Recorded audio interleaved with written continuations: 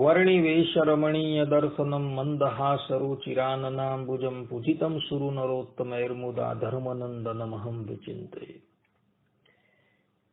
असतो मा षड्गमय तमसो मा ज्योतिर्गमय मृत्युर्मा अमृतं गमय। ओम शांति शांति शांति।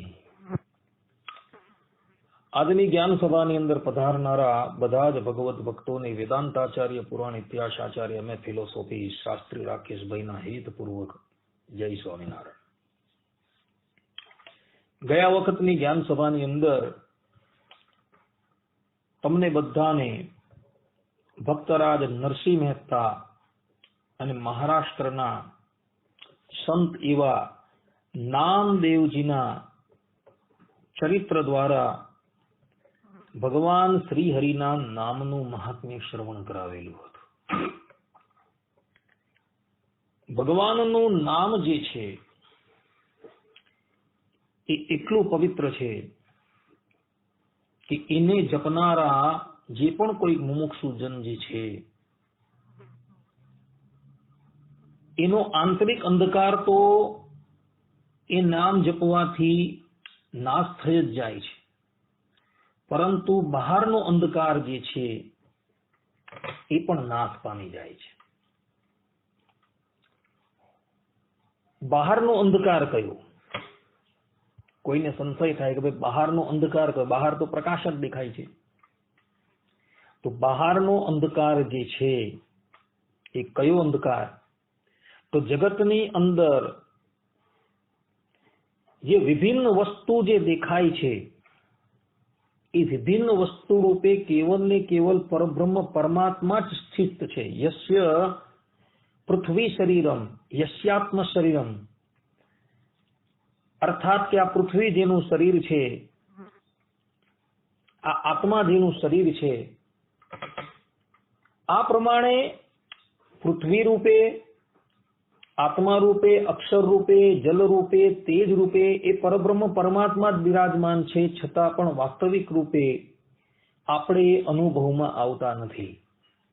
એ જ આપણો અંધકાર છે। તો એ અંધકાર જે છે એ અંધકારનો નાશ જે છે એ કેવી રીતના થાય? તો પરબ્રહ્મ પરમાત્માના પવિત્ર નામથી, એનો જાપ કરવાથી જ્યારે જીવાત્માની બુદ્ધિ અતિશય પવિત્ર થાય ત્યારે જગતની અંદર જે એને વિભિન્નતા દેખાય છે એ વિભિન્નતાની અંદર કેવલ ને કેવલ એક પરબ્રહ્મ પરમાત્માનો જે અનુભવ કરતો હોય છે। તો એ રૂપે એનો બાહરી અંધકાર જે છે એ નામ જપના પ્રભાવથી દૂર થઈ જાય છે, અને આંતરિક અંધકાર જે અનાદિકાળથી એના શુદ્ધ સ્વરૂપની ઉપર જે માયાનો પડદો જે છે એ માયાના પડદાને લઈને એનું વાસ્તવિક સ્વરૂપ જે છે એનાથી એ અગોચર રહે છે। એ સ્વરૂપ કેવલ ને કેવલ ભગવાન શ્રી હરિના પવિત્ર નામનો જાપ કરવાથી દૂર થઈ જાય છે। એટલે કે ભગવાનના નામનો એવો પ્રતાપ છે, એના જપનો એવો પ્રતાપ છે કે જીવાત્માના આંતરિક અંધકારનો તો નાશ કરે જ છે, પરંતુ એ બાહરી અંધકારનો પણ નાશ કરે છે। અને આ બાબતની અંદર તુલસીદાસજી રામચરિત માનસની અંદર બાલકાંડની અંદર પોતે કહી રહ્યા છે, રામ નામ મની દીપ ધરુ જીહ દેહરીમ દ્વાર, તુલસી ભીતર બાહેર હું જો ચાહસી અજી આર। તુલસીદાસજી આ જ વાત આ પ્રમાણે કહી રહ્યા છે। એટલે કે ભગવાન શ્રીમન નારાયણનું નામ જે છે એ જીવાત્માના આંતરિક અંધકારને પણ દૂર કરે છે અને બાહરી અંધકારને પણ દૂર કરે છે। એટલે ભગવાન શ્રી હરિનું જે નામ છે એ અત્યંત પવિત્ર છે। એટલે ભાવે કોઈ પણ રીતે એ પરબ્રહ્મ પરમાત્માના મંત્રનો જાપ કરતા રહેવું. કોઈક વ્યક્તિને એવો સંશય થાય કે જપનો અર્થ શું થાય, તો ભગવાન વેદવ્યાસજી અગ્નિ પુરાણની અંદર જપની વ્યાખ્યા કરતા પોતે કહી રહ્યા છે, જકારો જન્મ વિચ્છેદ પકાર પાપનાશક તસ્માદ જપ इति प्रोक्तो जन्म पाप विनाशक. अर्थात कि ज शब्द से जन्म का विच्छेद और प से पाप का नाश, जो जन्म मरण और पाप का नाश करने वाला है उसको जप कहते हैं. अर्थात કે જેનો ઉચ્ચારણ કરવાથી મનુષ્ય જે છે એ પરમ પવિત્ર થઈ જાય, અર્થાત કે જન્મ મરણના ફેરામાંથી કાયમને માટે મુક્ત થઈ જાય, એના બધા જ પાપો જે છે એ સમાપ્ત થઈ જાય, એને જપ કહેવામાં આવે છે.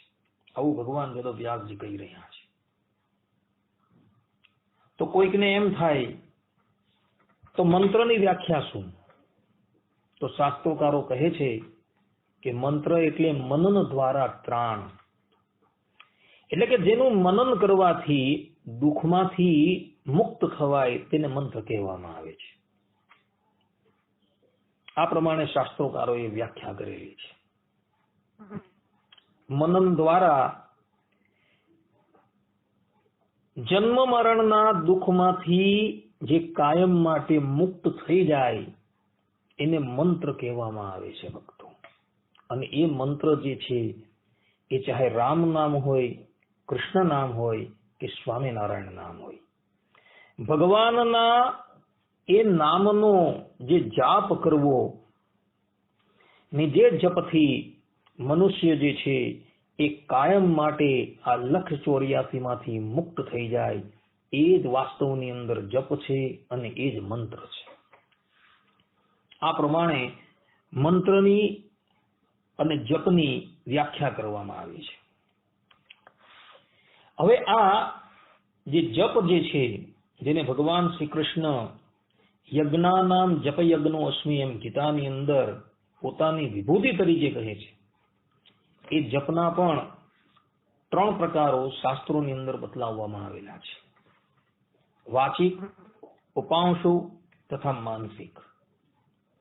આ સંબંધની અંદર મનુ મહારાજ મનુસ્મૃતિની અંદર પોતે કહી રહ્યા છે, યદુચ્ચ નીચોચ્ચરિતૈઃ શબ્દૈઃ સ્પષ્ટ પદાક્ષરૈઃ મંત્રમુચ્ચારયન વાચા જપ यज्ञस्तु वाचिकः.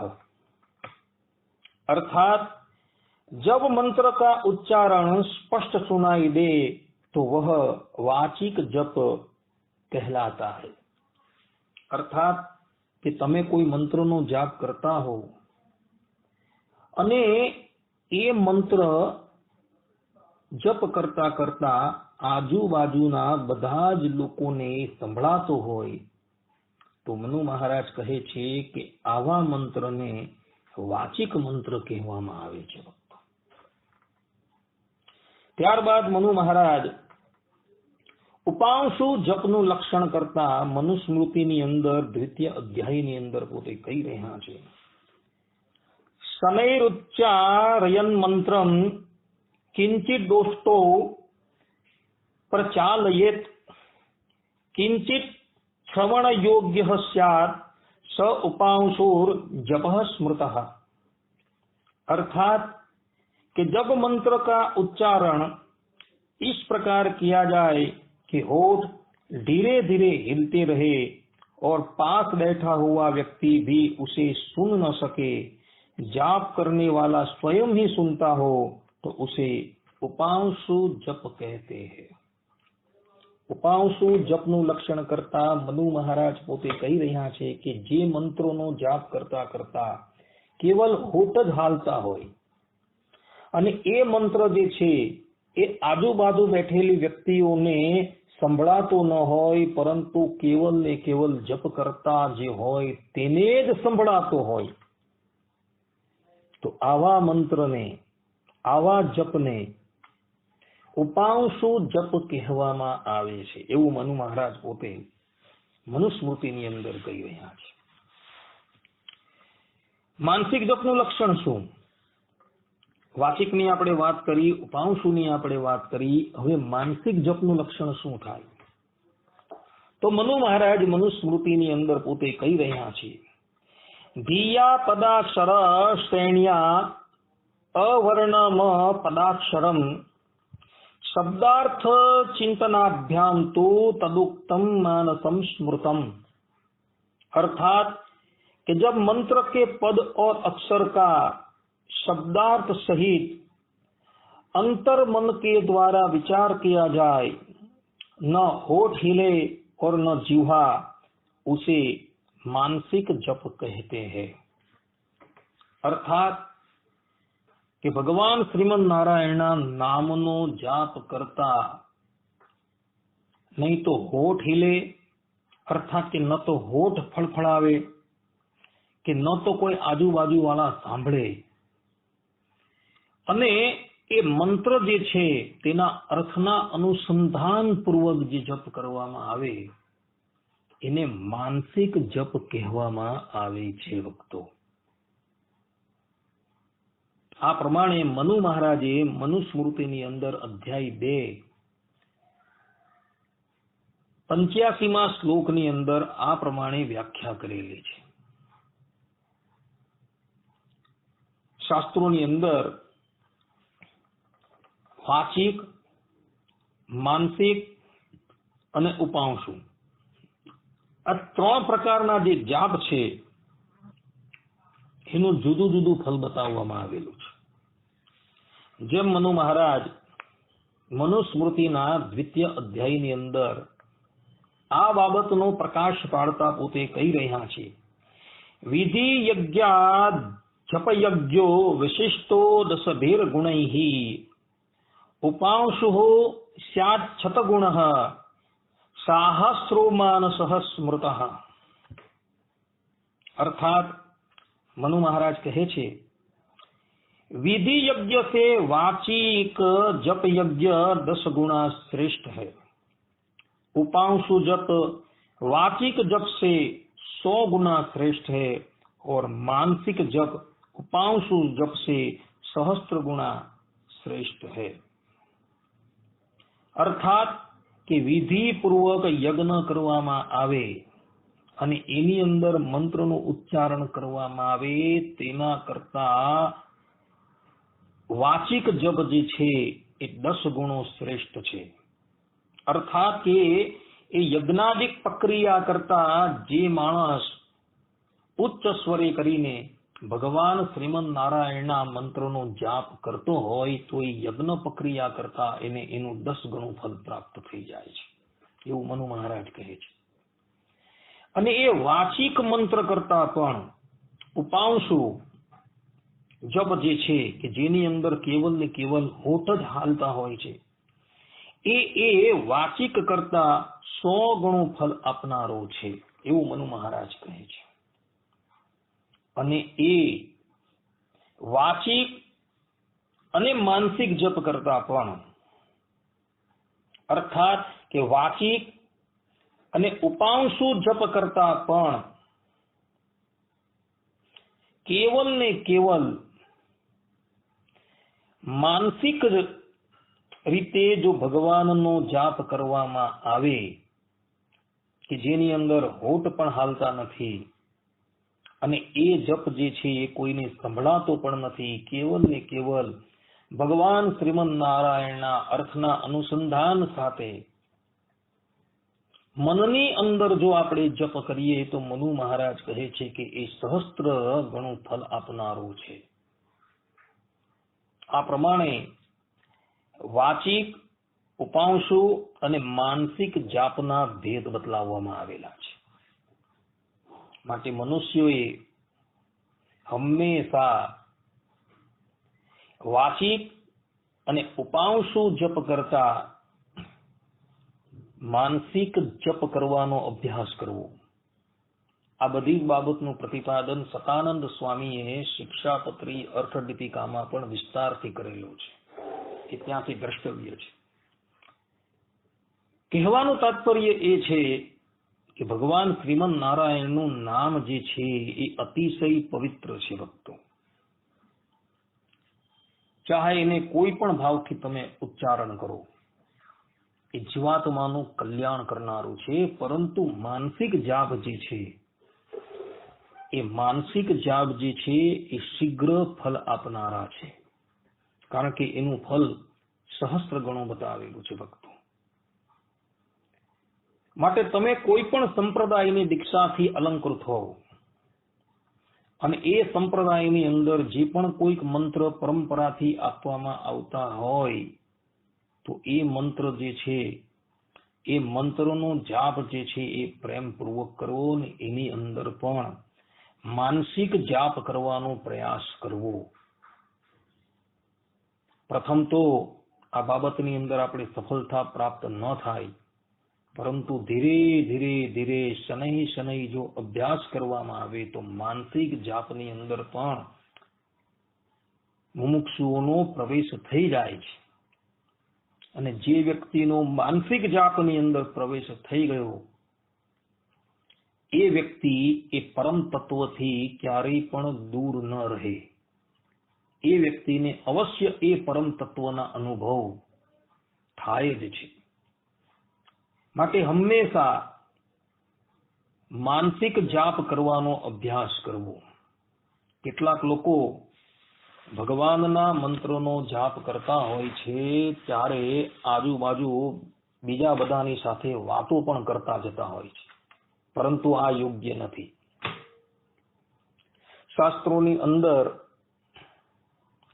સ્પષ્ટ રૂપે કહેવામાં આવેલું છે કે ભગવાનના મંત્રનો જાપ કરતા હોવ ત્યારે બીજા કોઈની સાથે પણ વાત ન કરવી. એકાંતમાં બેસીને માળાના માધ્યમથી પવિત્ર થઈને એ ભગવાનના નામનો જાપ કરવો. જ્યાં લગીન આપણે જપ યજ્ઞ કરતા હોઈએ ત્યાં લગીન આપણે કોઈની સાથે પણ વાત ન કરવી. એકાંતમાં બેઠા બેઠા આપણે ભગવાનના નામનો જાપ કરવો. આ પ્રમાણેની વિધિ શાસ્ત્રોની અંદર બતલાવવામાં આવી છે.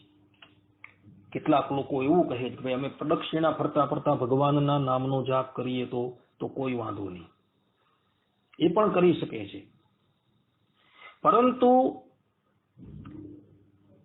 તમે લોકોએ કોઈ અનુષ્ઠાન કરવાનું નક્કી કરેલું હોય ત્યારે અનુષ્ઠાનની અંદર તો વિધિવત આસન પાથરીને બેસીને જ ભગવાનના મંત્રનો જાપ કરવો.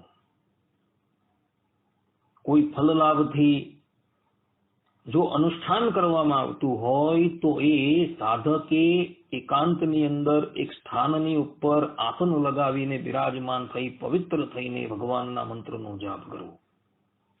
અનુષ્ઠાન વગર તમે કેવલ નિષ્કામ ભાવે જો ભગવાનનું ભજન કરતા હોવ તો તમે હાલતા ચાલતા ખાતા પીતા દરેક ક્રિયાની અંદર એ ભગવાનના નામનો જાપ કરી શકો છો. પરંતુ અનુષ્ઠાન માટે વિધિ જે છે એ શાસ્ત્રોની અંદર જે પ્રમાણે નક્કી કરેલી છે એ વિધિનું આચરણ કરતા થકા તમારે જાપ કરવાનો હોય છે. માટે જે લોકોએ ફલની કામનાથી કોઈ અનુષ્ઠાન કરવાનું નક્કી કરેલું હોય તો તેણે તો એકાંતની અંદર બિરાજમાન થઈને પવિત્ર થઈને યથોચિત આસનમાં સ્થિત થઈને એ ભગવાન શ્રીમન નારાયણના નામનો જાપ કરવો જોઈએ. તો એ વ્યક્તિ અવશ્ય મનોવાંછિત ફલથી યુક્ત થાય છે. માટે આ વિધિ જે શાસ્ત્રોની અંદર બતાવેલી છે એ વિધિનું અવશ્ય પાલન કરજો. જે વ્યક્તિ કેવલ ને કેવલ પરબ્રહ્મ પરમાત્માને રાજી કરવા માંગતા હોય એ લોકો તો હાલતા ચાલતા દરેક ક્રિયાની અંદર એ ભગવાનના પવિત્ર નામનો જાપ જે છે એ કરી શકે છે, એને માટે કોઈ બંધન નથી. પરંતુ જે લોકોએ કોઈ ફલની કામના હોય ને એ લોકો જો ભગવાન શ્રીમદ નારાયણના નામની અંદર પ્રવૃત્ત થયા હોય તો એને શાસ્ત્રોની અંદર જે વિધિ બતાવેલી છે એનું અવશ્ય પાલન કરવું. આ સિદ્ધાંત વાત છે.